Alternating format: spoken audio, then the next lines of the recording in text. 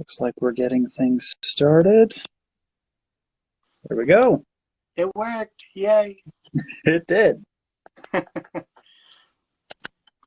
you mind if I just commandeer the video and chug along, or should we wait till we have so many watching? Or I was just going to give a little minute here and let a couple people roll in, but then we'll pretty much let you take it from there. So just so everybody knows, this is Matt. He is a friend of mine who has been involved in martial arts for a long time and has training in education.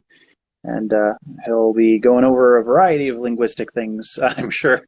So I wrote some notes, not too many. some notes. Just Hey, one little sheet, you know. I mean, that's not so bad. yeah, it's not too bad.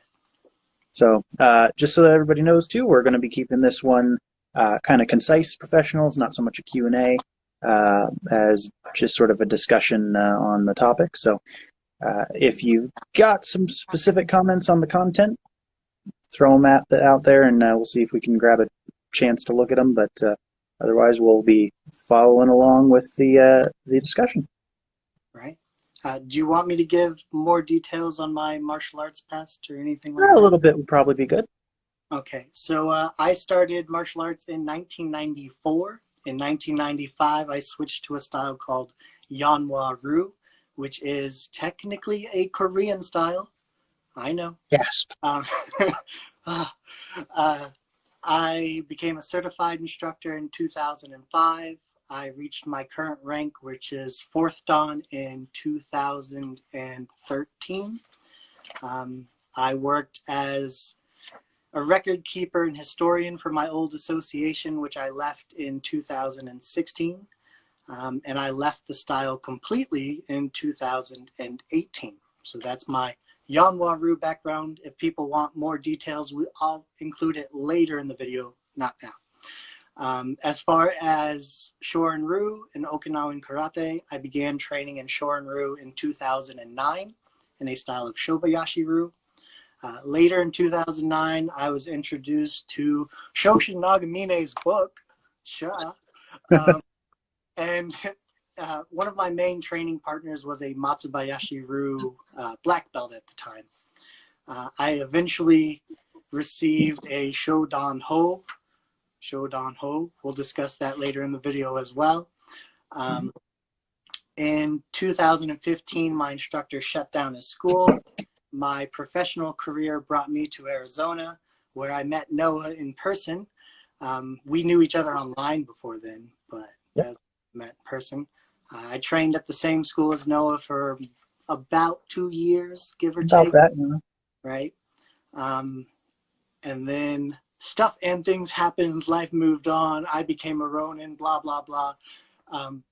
Currently, I train in Matsubayashi-ryu, and I'm scheduled to take an official black belt test in August. I'll actually have a real boy. a piece of paper saying I've done karate for a while now, right? Yeah. I wanted just to break this discussion into 4 parts. First part's just the introduction, which at this point is pretty much done. Part 1 of the main body is going to be our history involving linguistics and karate. So Noah's personal experience, my personal experience leading up to today. Part 2 is going to be our current thoughts on linguistics within karate. Pros, cons, things like that. And part 3 is going to be what we wish people knew going into the future. What we wish was more accessible knowledge, I guess, would be a good way to put it, maybe. Yeah. So that's past, present, future, pretty done, right? Right. So, Noah, do you want to start or do you want me to start? I don't care either way. You go ahead. You've been on a roll so far, and then I'll jump in. So my particular history involving linguistics and karate, again, I started there was a weird echo or something. I don't know. I started in a Korean. Yeah, I heard it. You heard that echo? Just keep going. Okay. Like I said, I started in a Korean style, and we didn't really use the Korean language at all. We hardly used the Japanese language.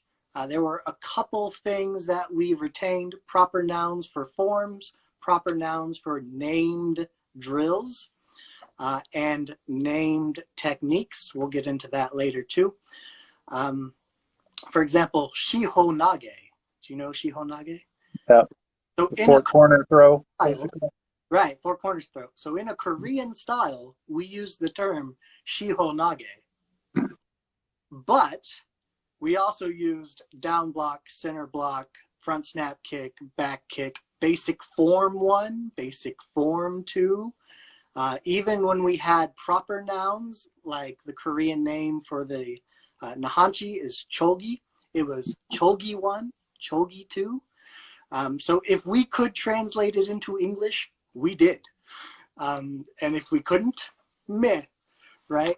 So when I started Shobayashi, or Shobayashi-ryu, they used proper nouns for form techniques as well. They counted in Japanese, and then they used Japanese terms for techniques, and that was it. So he didn't expect students, or especially lower ranked students, the low mudansha, he didn't expect them to know the Japanese terms, you know. He would tell them Geidan Barai, down block, or low sweeping block, you know, block.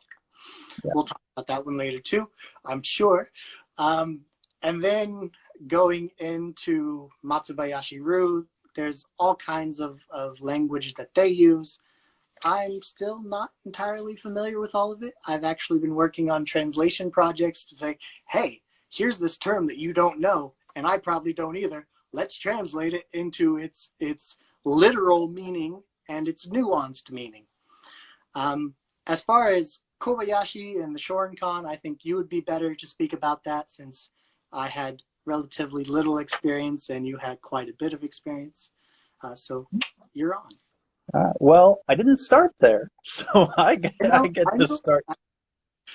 I get to start at the beginning too.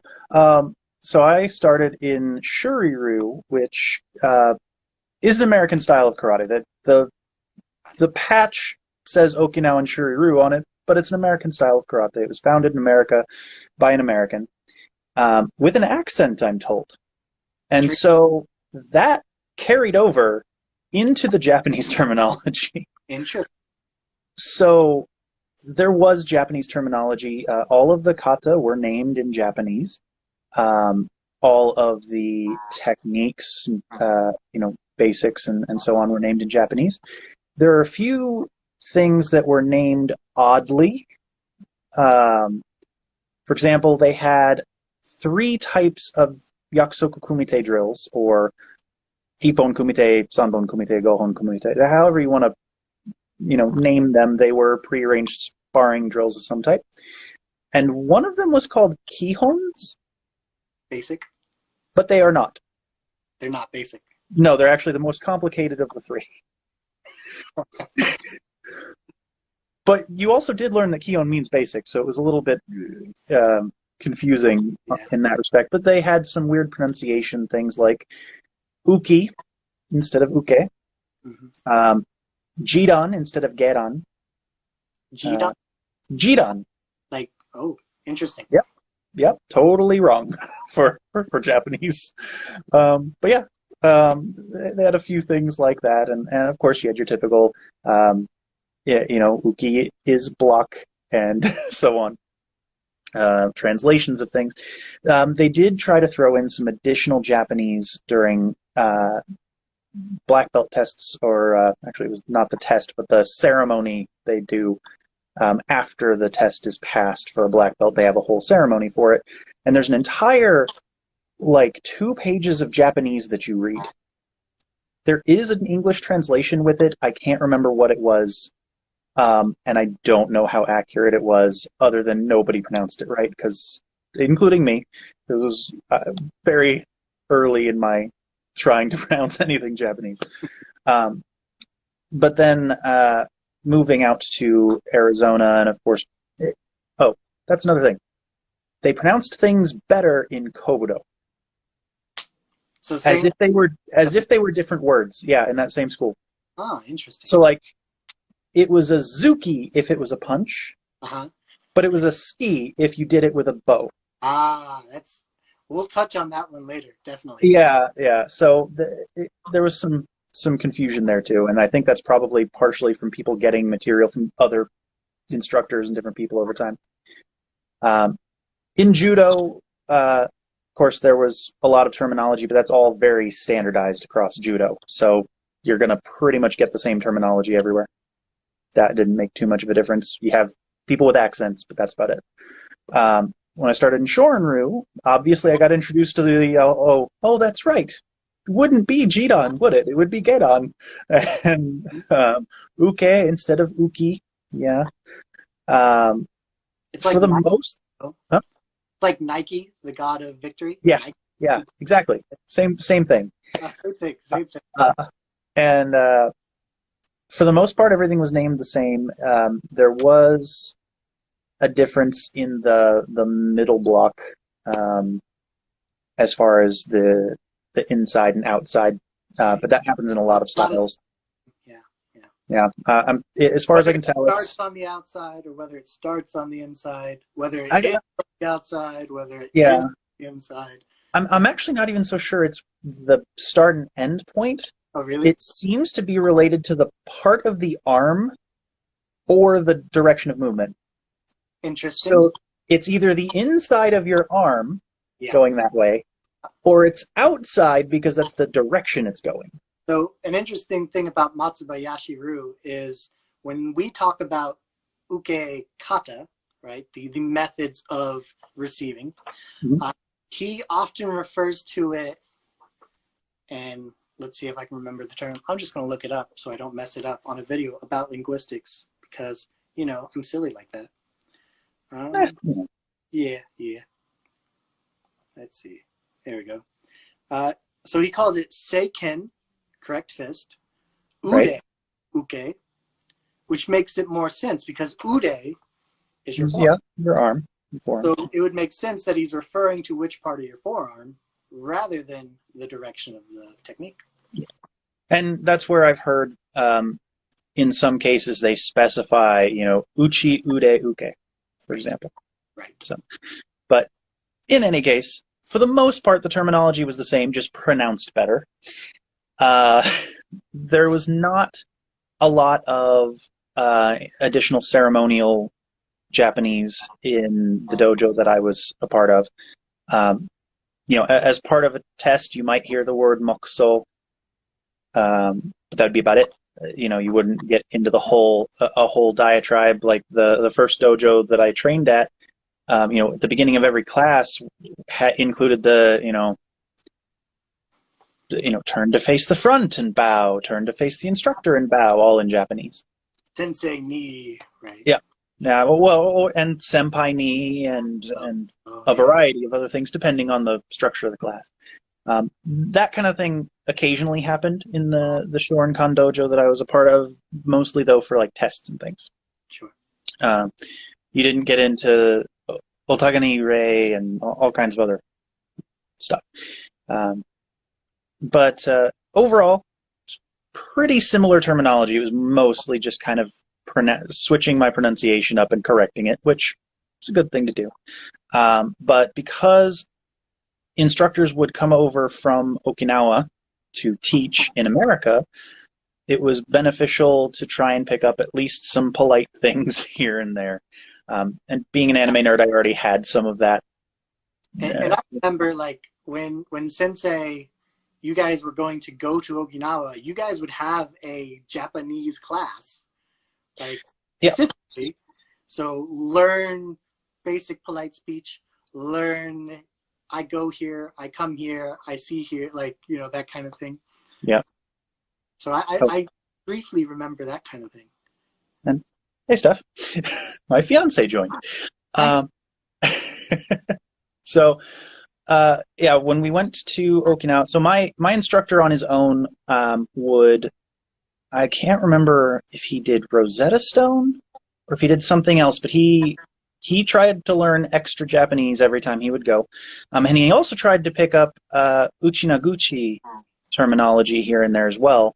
Um, he liked to break that out occasionally with people, which got some big smiles out of some of them. So that's always fun. But we'll talk a little bit more on uchinaguchi and stuff like Yeah. that. And yes, before we went on our memorial trip to Okinawa last year, yeah, we had a tutor actually come and teach everybody who was going just kind of basic conversational Japanese. How do you tell someone where you need to go? How do you order food? The stuff to get by. Yeah, yeah. So. One thing I wanted to mention, I forgot. So the interesting thing about Korean, I've been training in a Korean art, is that a lot of times when we used Korean, people didn't know what it meant, so they made something up. So, example, this area of the body could be referred to as hara. Yeah. Another name in Japanese, which is Quizen, Oh. Starts with a D. Other than hara, do. No. Got your body, but that's referring to armor. Right. Mm. As soon as I say it, you'll be like, oh, unless you're getting into like dantian. Yes. So, okay, there we go. In Korean, it's pronounced donjeon. Your dungeon, great. Your dungeon, exactly. So that's what people would say. Oh, you do that with your dungeon zone. And it's like, oh my. I was joking. But no, they were serious. Grandmaster Han used to always talk about the dungeon zone. And the dungeons. Like, you know the word dantian, which is like the Chinese, but you didn't make this connection. Like, it was just kind of odd thing. And I think that's part of why Yanwa-Ryu avoided Korean and Japanese as much as they could. Yeah, and especially when you're crossing language barriers and you get into accents especially, right. People are going to, and that's why I think so many things. So one of the words that isn't a word from my first system was riken. Riken. As ken as in fist. Yep. See if I can guess it. Huh. Try not to, because you're probably thinking of it from the kanji perspective. Right. And it's not, as far as I can tell. Yeah. So they had riken and uriken. Okay. Ura. Right. Riken was their back fist. Uriken was an uppercut. Well, you've got urazuki, which is your uppercut type punch. Uh-huh. And I think that it was probably a matter of who we heard it from, that it sounded like Riken when they were trying to say Uriken. Yeah, yeah. Relating to the back fist, and it stuck. I could see that. So I think that was an accent type of a thing that caused that to happen. And also probably to prevent confusion later on, because you got, well, it's Uriken, but not Uraski, and then you get all sorts of confused there. But yeah, it was kind of funny to me to see that probably just accent, like somebody misheard it, and it stuck from probably the 50s until the 2000s. Right. But, because no one bothers, how dare you question something, No, I think a lot of people kind of figure out that, yeah, no, that's not a Japanese word, but it's back fist in this style, and it's fine. I know a lot of people, they consider these things names. Like, this is just its name. It doesn't matter if you pronounce a name wrong. It's the name, right? It doesn't have to be a word. It's a name.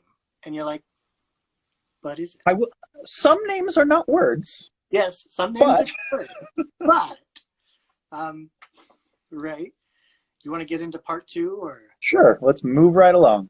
So part 2, our current views. I'm going to give the big, huge disclaimer that I know you and I both agree with. Depending on your goals, the use of Japanese linguistics doesn't really matter. Period. Long, awkward pause. Depending on your goal, the use of Japanese doesn't really matter. That's my professional opinion. I'm sure that's your professional opinion. We kind of discussed it a little bit the other day on the phone. And then there's the big, however, depending on your goal, linguistics is very important. And part of that is because it can help all kinds of different sorts of things, right? And this is where I have to look at my notes. So I made a video the other day, which was my own personal mental preparation for this video today. And you shared that on your Facebook, and it's on my Instagram. By the way, I deleted the Facebook link. That's now a dead link. So because, I'm me, so I do things like that. Yeah. But the main purpose of that video was to express that the Japanese language, which includes standard Japanese and non-standard Japanese, as well as Okinawa Ben, it's a skill set. And then you throw in Uchi-no-guchi, which is its own separate language. A lot of people consider it Japanese. It is not. Hogen. It's not. Hogen. No, Hogen means dialect, and the dialect of Okinawa is Okinawa Ben.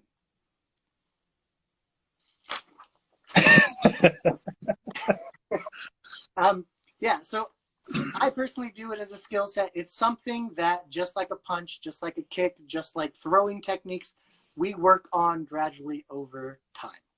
Do we expect someone to be perfect? I don't. Do I expect Noah to be fluent in Japanese? Noah, are you fluent in Japanese? Nihongo ga skoshi wakarimasu. Right. That means he speaks a little bit of Japanese. I don't expect anyone to be perfect, but depending on your goal, why you are using the language, I think it's a skill set that just work on improving it slowly over time. Would you somewhat agree with that? Yeah, so it's one of those things that if you are training in sort of a serious capacity and you intend to travel and train, if you want to go to seminars with instructors from the homeland of karate, if you want to go travel to Japan and Okinawa and train there, you kind of need to know Japanese. And actually, even beyond that, if you are traveling to any other country that does not speak English as its primary language, you can have that in common with the instructor to some degree. My sensei went to France on a vacation and found a dojo there, doesn't speak a lick of French, but got through class just fine because of all the Japanese. It's because some, maybe you, maybe I, some view Japanese as the universal language of karate.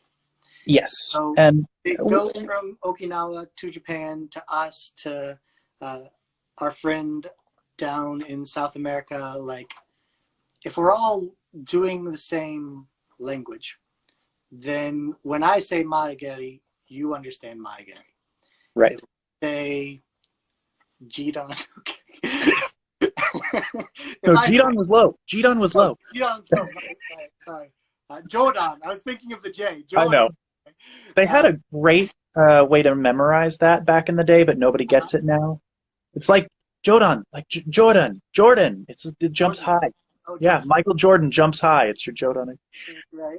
It worked really well back then. Not so well now.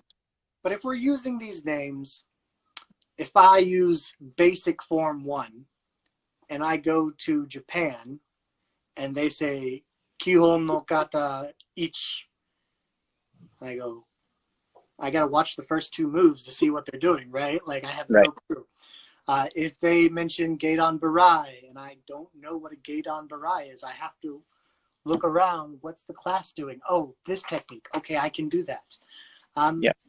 So to an extent, learning the language helps you, like you said, wherever you go in the world, if they're preserving the language, you can. And so in a way it is the universal language of karate. Whether or not it should be, given that it comes from Okinawa, and it should probably be Uchi-no-guchi. Right. But there was a lot of stuff involved in why that's not the case.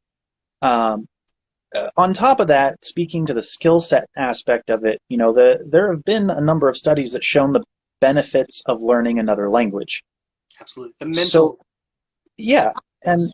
and so even if you are not going to learn Japanese to be fluent and have conversations, just trying to integrate that into your brain and the things that you are familiar with and immediately recognize in language is beneficial to your mental health and to not just mental health specifically, but health in general, because it gets into things like, fighting off Parkinson's and Alzheimer's and things like that. So, um, you know, creating patterns and memorizing patterns, language is a pattern too, Yes. as much as physical patterns. So these things are good for you. So if you are going to learn a martial art that comes from a certain place, and it is pretty standard for people who teach that to use kind of a standard collection of language, then you not only benefit within the martial art side of things by learning that, you also just benefit in life from learning that. And you can always throw out random bits of Japanese just for fun at parties. Yeah. Conversation starter. Right. Exactly. Exactly.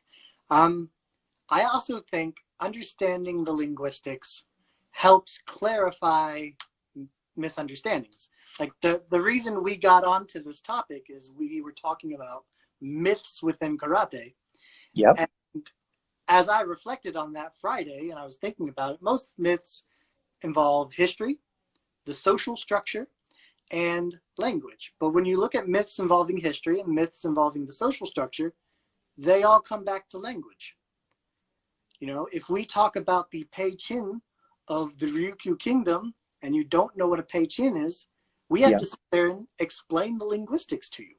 If we talk about the Oshima Hiki, what's the first thing we're going to tell you? Probably that it means the island record. We just went straight to linguistics. Yeah. So all of these myths, or if we're talking about social structure, we talk about Udancha, Mudancha, EQ, Sandan. And what's the first question a student asks? What does that What mean? does that mean? What Yeah. is that? Excuse me, Sensei Bob. What does that mean? And we have to sit there and explain the linguistics. So language is the core of how we communicate. Yep. And using the Japanese language can be beneficial. For example, if someone's never trained before and I tell them sidekick, guess what sidekick means to them? Nothing. Means absolutely nothing. The Yep. same way that if I said yokogeri, Yep.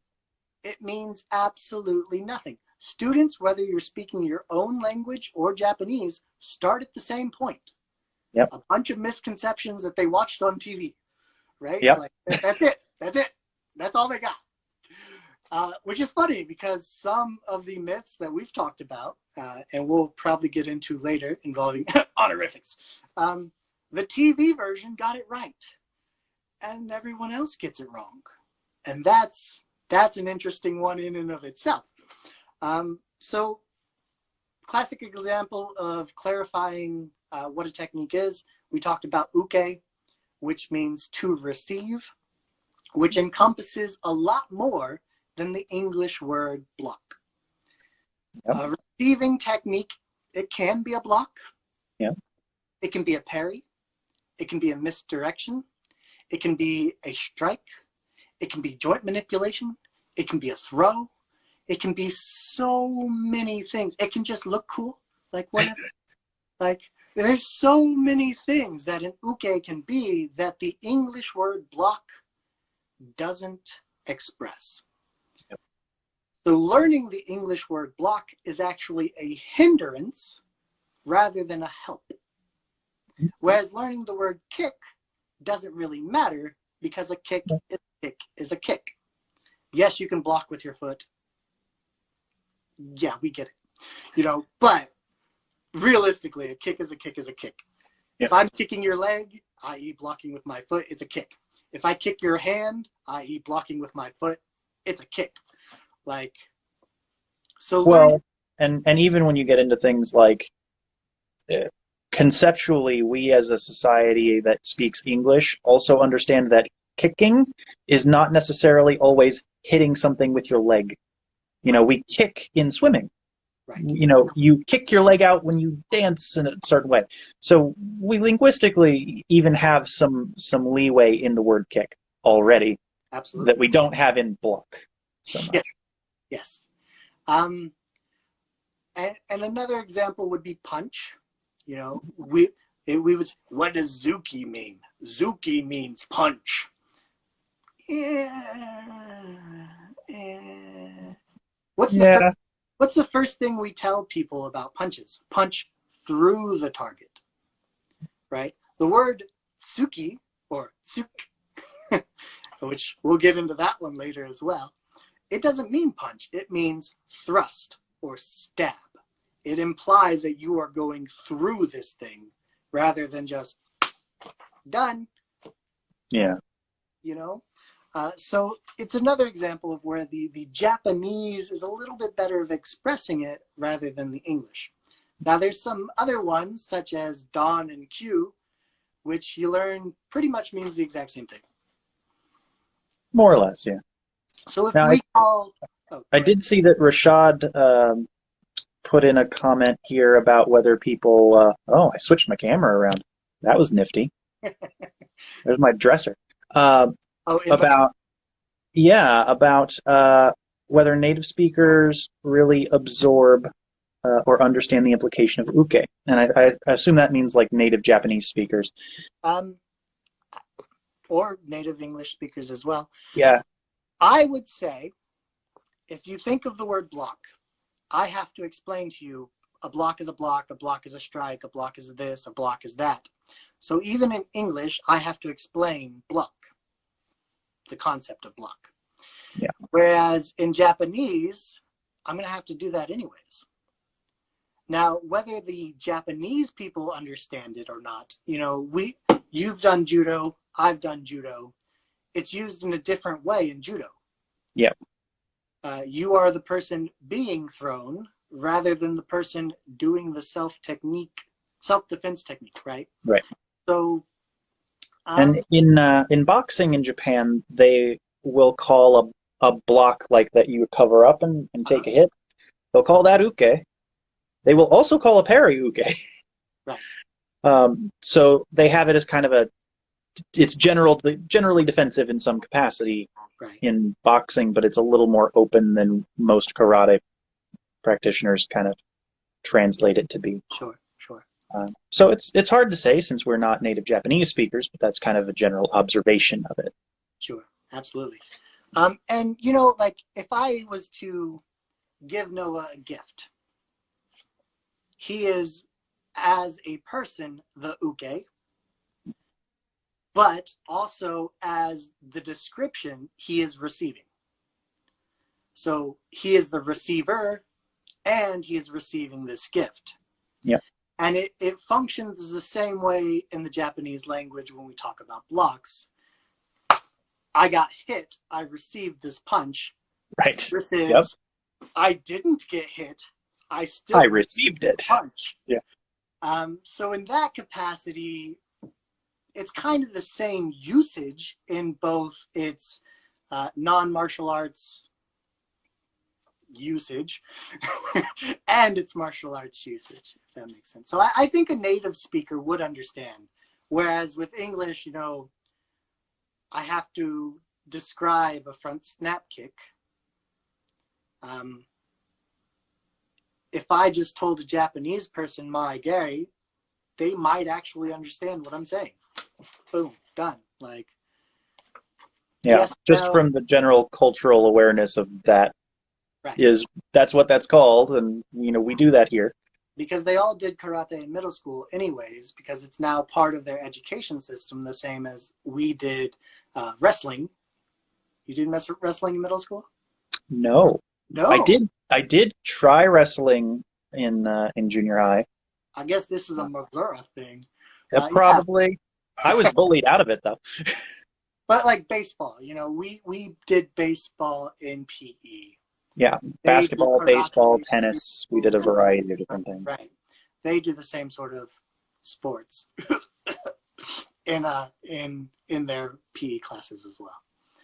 Um, I did want to mention why I requested a video on this topic, because I think it's important with linguistics as well that a lot of people don't think about. Again, I forgot to mention this earlier. I was a middle school teacher. I have certification in teaching English as a second language.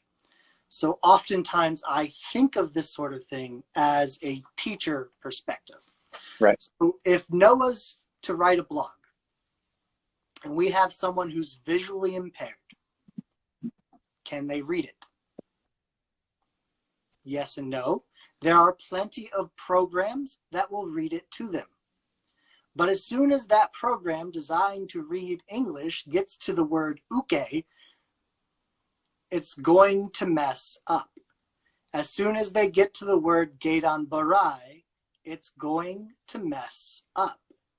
So I personally prefer video format. This is why my old YouTube channel, this is what I did. I discussed these things verbally because a visually impaired person isn't necessarily going to be able to look in a Japanese dictionary.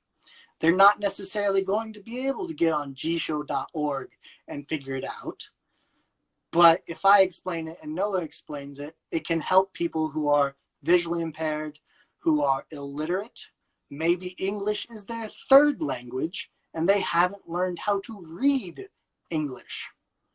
Yeah. So this is another aspect where linguistics is great because I can describe what Gaidan Barai really mean without you having to try to suffer through some text-to-speech program. Which, although I do purposely include literal translations after the Japanese words when I do make my articles for that reason. I but, do as yeah, well. it is still a limitation. Videos, I type up a long descriptions. In the past, I don't do videos anymore. This is why Noah's hosting rather than me. But, I would type up a long description so that all the details are there. Every word I use that's kind of unusual, it's probably in the video description. And if it's not, it probably has a in parentheses behind it. This is what this means.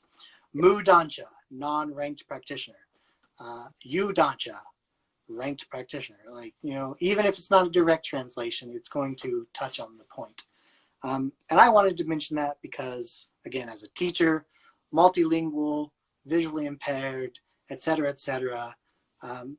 I think it's important for us to make some sort of attempt to include these people and to help these people. And maybe not, maybe I'm just a jerk, whatever. But I think it's important. To that point, I will say an interesting challenge that I encountered was when a deaf student joined our dojo. Absolutely. She's awesome. Because I'm very reliant on talking. Yeah. So all my written articles and stuff, if she were to read them, were perfectly fine, obviously. But I had to, and I did pick up some sign language to be able to converse with her. But and Tiffany was having awesome English and Japanese and trying to get that across without speech is a little problematic too. So I remember in class, she had to get into a position where she could read your lips. Mm-hmm. So if you're explaining something and you're looking that way, she's probably going to walk around so she can see your face. When we were doing grappling, if she couldn't see, she would literally walk around to see what's happening and to be able to look at the instructor's face. So yeah, definitely. And that is a difficulty where, again, maybe the typed interface would be a bit better for that student rather than this. But with a little bit of each. Things like modern closed captioning and things like that, we can kind of muddle through it on video format as well. Yep. Are you ready to get into part 3? Let's go. Okay. So what we wish was more widely known or corrected? I've got some ideas of where you're going to go. with this one. I'm going to try to be nice, Noah. We discussed this. Okay. Starting off, the big one, the one we kind of disagree with, is the use of honorifics. Both honorifics as honorifics and honorifics as titles.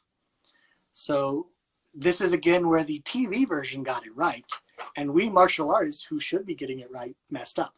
Yeah. So if we watch The Karate Kid, most people our age or older are familiar with it. A lot of people younger than us are familiar with it. But if you watch The Karate Kid, it is Daniel San. The Japanese honorific, despite the fact he speaks English, comes after. I gotta remember it's video, it switched.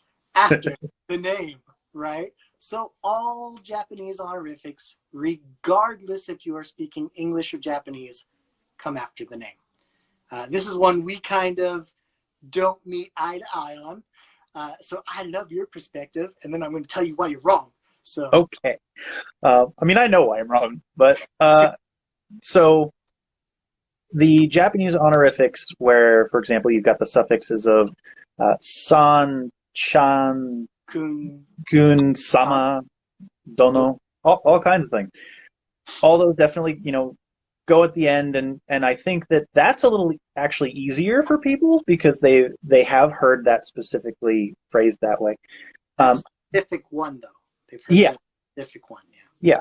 When you get into sensei, for example, we see that as a title that is more like Mr., Doctor, because you would refer to a teacher as Mr. something, a doctor as Doctor something. So from a perspective of a native English speaker, having that kind of connection in your head, especially sensei is a teacher, right? Yeah, regardless of the proper linguistics. Okay, I'm supposed to call this person sensei because they're a teacher. I called all these other teachers Mr. or Mrs. So-and-so. It makes perfect sense in my head then to call you sensei so-and-so. Yeah. Because sensei is your title as a teacher instead of Mr. or Mrs. So I think that's where that primarily comes from. Even though it was wrong, you should put sensei at the end. So, and in the dojo that I was in, the Shorin dojo, yes, it's pretty typical for all of the American instructors to be called sensei and then their name, but all of the Okinawan and Japanese instructors are called with sensei after their name. Tanaka sensei, yeah. Correct. Minoru sensei and so on. Had to use his given name, not his surname, because it got confusing. But the naming scheme was made correctly for all of the people who would speak Japanese as their primary language. But all of the people who would speak English as their primary language, it was sensei first, because that's what felt more comfortable, whether it was right or not. And I think as long as everybody understands that it is not correct that you should have sensei after the name, and that if you were speaking to somebody from Japan, you should do that correctly, everybody who speaks English as their primary language is going to know exactly what you're talking about. It gets the point across. So as long as you're not trying to tell people that's the right way to do it, as long as you're honest about hey, it's comfortable, but it's not caveat, right? Yes, absolutely. I'm with you 100%. And from a linguist teacher, here's one of my teenage students, by the way, one of my actual middle school students. He's in high school now. What's up, Riley?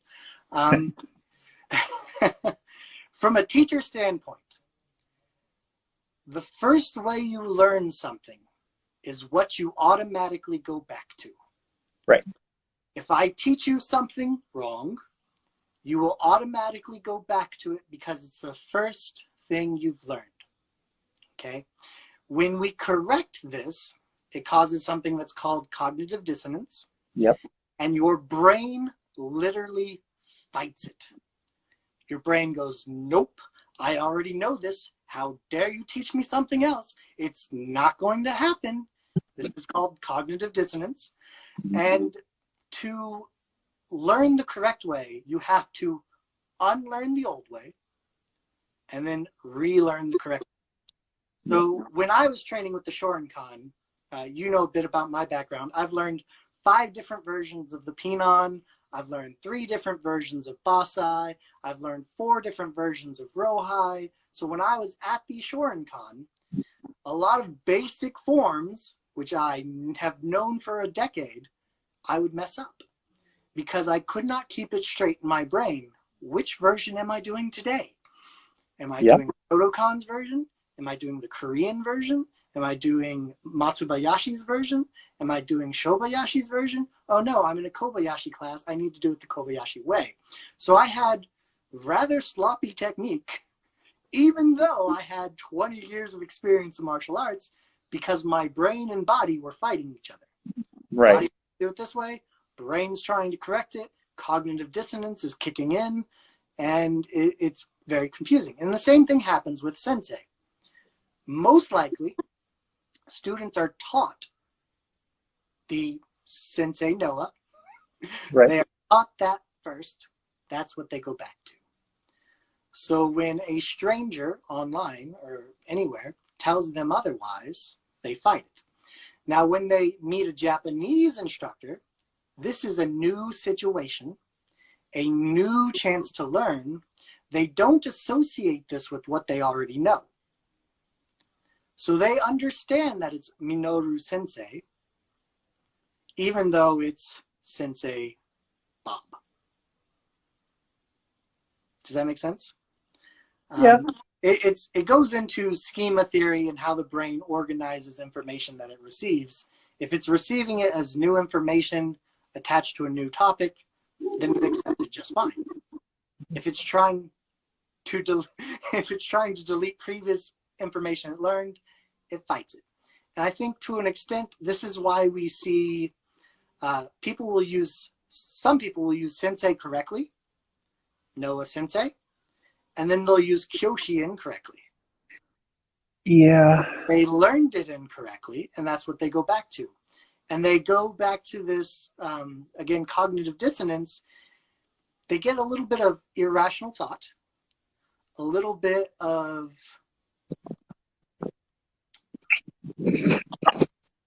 illogical thought. And then at times it becomes somewhat uncivil, because how dare you tell me that my Kiyoshi, which is an incorrect usage, is wrong about the usage of Kyoshi, which is an incorrect usage.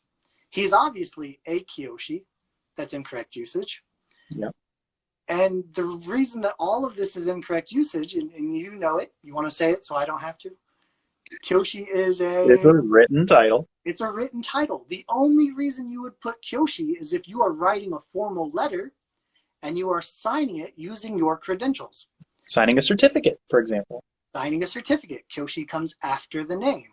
If you are signing a letter, it comes after the name. And that's if it's a formal letter, mind you. If you're just, PMing your friend or writing in the comments, it doesn't really matter.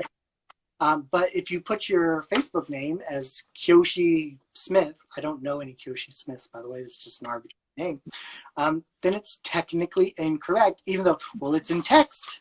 It's in text. Yeah. But it's still not correct. Yeah. That's one that I kind of, the Renshi, Kyoshi, Hanshi types of titles I generally will explain to people are more like PhD.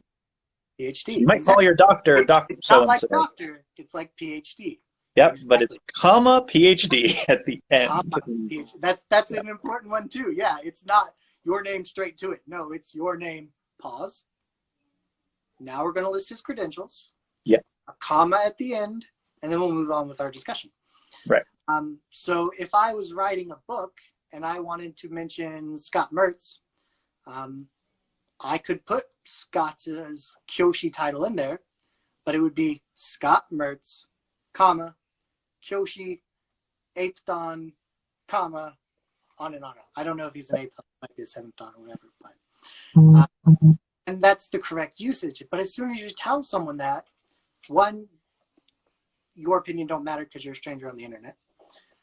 Two, your opinion definitely doesn't matter compared to their Kyoshi. Definitely not.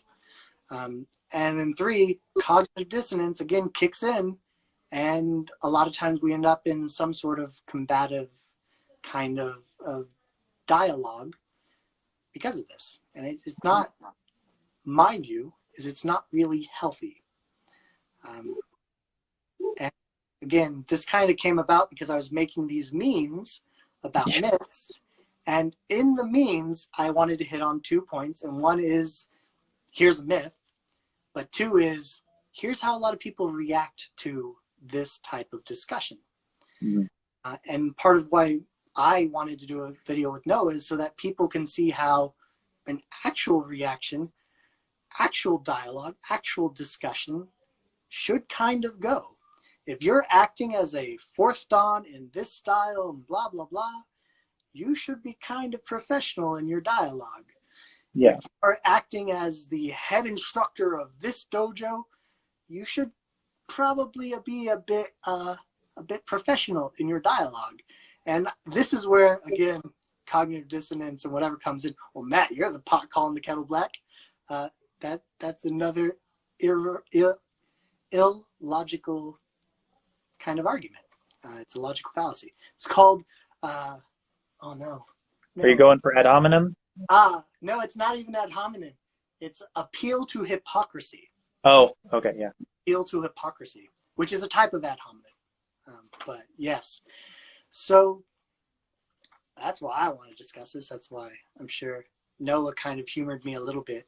Yeah, it's a beneficial topic too. Right, but that's just honorifics, titles, which I personally think there's no need to translate.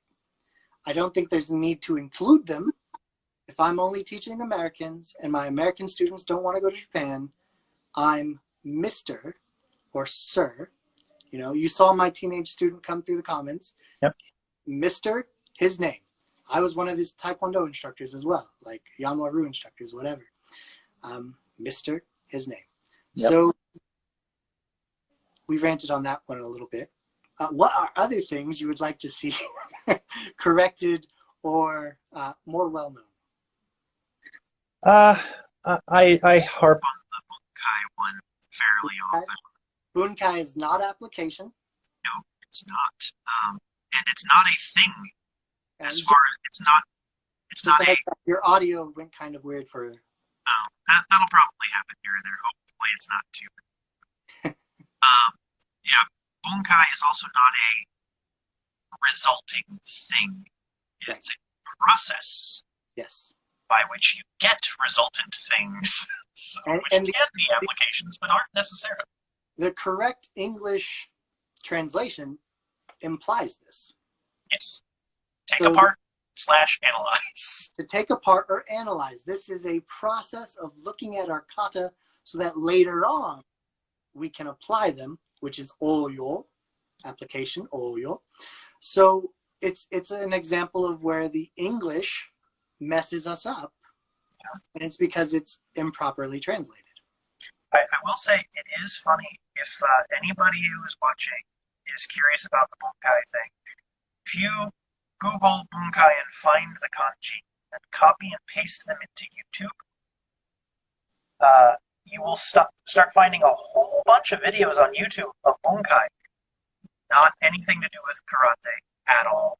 They're like taking apart a phone, fixing a car. I was a math teacher. When you factor and you do foiling, that's called bunkai. You're taking this big long stream and you're putting it into its parts. Bunkai. Okay. That's straight what it is. It's exactly what it would be. Yeah. That's a more literal breaking into parts rather than analysis, but breaking into parts.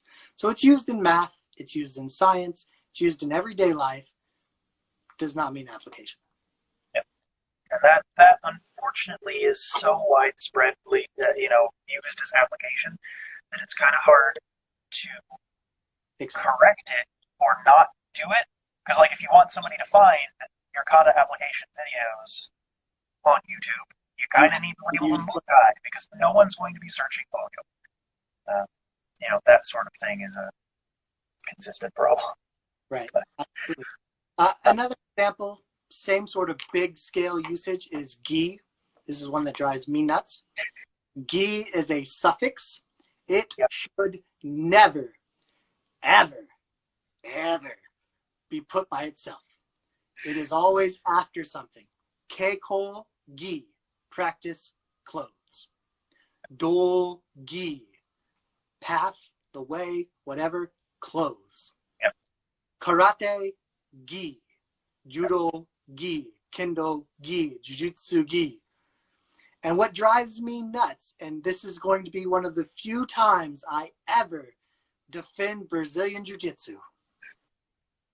Kimono for the uniform is 100% correct. Yet gi for the uniform is 100% wrong. As the Japanese would say. Yeah, I will say I learned gi first. Yep. So but I learned it while also being told this is a karate gi. Right. But I think because of the way that English works also, we split up uniform or clothes from other things as separate words too. So like I think that kind of fits together in your head as well as, oh, well, these are gym clothes, basically. So, yes. I wanted to touch on this next one as well. Gi was my segue. I'm shifty like that. But the change in pronunciation from a prefix to a suffix, as well as a standalone word to a suffix. Okay? Yeah. So gi is a suffix. When it comes at the beginning of a word, it is ki, such as kimono, which is 100% correct. If I was to tell you to go get dressed in Japanese, I would use kiru or kiro. Clothes, go do. Like, literally, this is the word. So a lot of students early on get confused on this. I think it's something that by the time you're a Yudansha, you should understand. There's a process in Japanese that's called rendaku. Learning that word is not important. All right. The English is sequential voicing. We have this in English as well. So if something's at the beginning of the word, the middle of the word, the end of the word, it's going to change. Example, nation. The word nation. The T does not make a T sound. This is why. Sequential voicing. So we have everybody's favorite example of kick. Yep. Gary waza is not a thing. I guess it could be, but you never want your students to perform Gary waza on your training floor, because then you have a large, stinky, smelling mess. All right. The word for kick is kari with a K. Yep. So kari waza is a thing. Yes. Kari kata, methods of kicking, is a thing. But gari is not. We have the same with tachi, stances. Yep. It's tachi kata. But if it's at the end of the word, zenkutsu dachi. That's when it changes. So it's a softening of the sound. K becomes G. T becomes D. Su becomes zu. It's one of the exceptions. She becomes G. That's one of the exceptions as well. But for the most part, they follow a pretty standard format that you will see throughout karate all the time. We've got 20 seconds left. It's kicking us out. Oh, no. Oh, no. There's so much more I want to talk. So, yeah. We may do a part 2 sometime. Maybe. But I do appreciate you taking the time to do this, to go through this. We'll have to figure out a part 2, I think. Yeah. And thank you for hosting. Absolutely.